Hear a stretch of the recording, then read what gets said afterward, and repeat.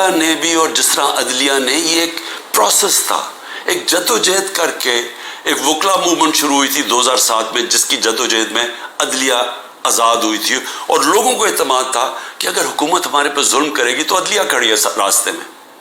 وہ ختم ہوا ہے، اس کو سارا دن بدن اس کو ختم کرتے جا رہے ہیں کہ لوگوں کا اعتماد ہی اٹھ رہا ہے. ہماری پارٹی کا تو اعتماد ہی اٹھ گیا ہے کہ لوگوں کو نکلتے ہیں، جج آرڈر بھی کرتا ہے، کوئی سنتا ہی نہیں ہے جج کی.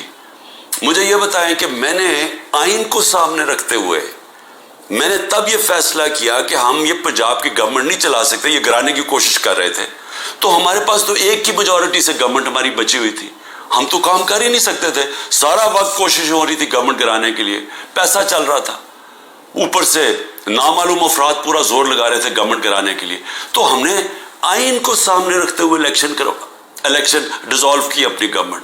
وہی ہم نے پختونخوا میں کی، وہاں پیسے نہیں دے رہے تھے.